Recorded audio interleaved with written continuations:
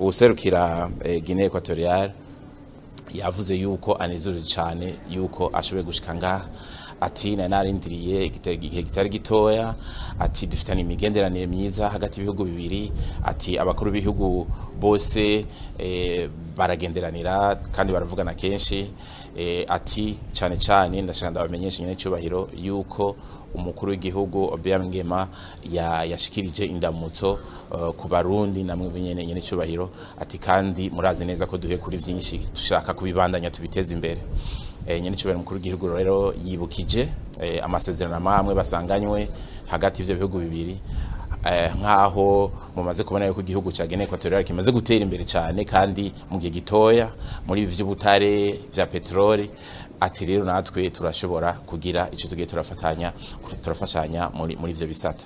Atariko rero hari n'andi masezerano asaba yuko Guinea Equatoriale, kuko ni igihugu gitonye gifise abene igihugu bakenye, aho abakozi b'Abarundi bashobora kuva ngaha bakagenda bakora muri Guinea Equatoriale mu bisata bitandukanye cyane nk'ivyo kubaka, cyane nk'ivyo uburimyi n'ubworozi n'ibindi. Tugiye igihugu kigira kabiri ca Pologne, ugiserukira yaramaze iminsi ibiri ngaha, aho yanezerejwe n'ukubona yarashoboye gutembera mu gihugu mu gisagara ca Bujumbura, agatembera no mu zindi ntara, kuko basanzwe bakora cyane mu bisata vy'ubuvuzi, aho bashobora kuba bafise nk'amavuriro ashika kuri 30. Ataho rero dushaka kubibandanya kugira ngo vyose bigende neza. Ati dusanzwe rero tugura n'ikawa ngaha, ati turashaka guteza imbere vy'uburimyi n'ubworozi nuko abantu bashobora gutembera muri ibi bita tourisme.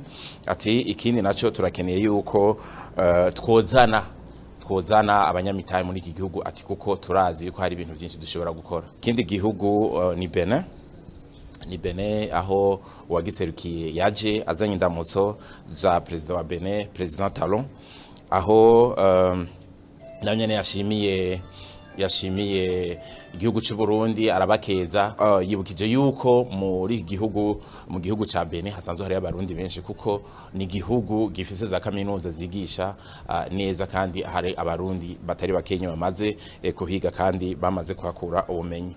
Ati rero ivyo tuzobibandanya kugira ngo dutezanye imbere n'ibindi. Nyine cyobora umukuru w'igihugu yashimiye uwo aserukira igihugu ca Benin mushasha, kuko mu gihe twariko tugwana n'abaturenganya bakaba barashigikiye n'ibindi.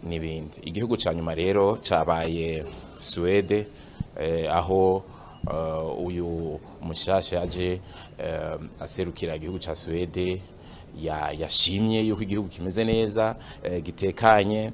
Ati dufise imigenderanire myiza kuva mu 1930. Ati turi ngaha cyane mukamuzi yuko bakorera cyane mu idini ry'abapantekote, kandi bikaba bimeze neza. Nuko rero uko vyagenze, nyene cyobora mukuru w'igihugu akaba yabifurije bose kuroranirwa, ariko ndabibutse yuko nyene cyobora mukuru w'igihugu yasavye cyane abo muri Guinea Equatoriale yuko borondera ukuntu bubaka ngaha, kuko n'u Burundi buko rategura kubaka hariya muri Guinea Equatoriale, ko ni imigenderanire ikomeye, burya itezwe imbere nuko umuntu aba yifitiye inzu yiwe akoreramwo bikagenda neza.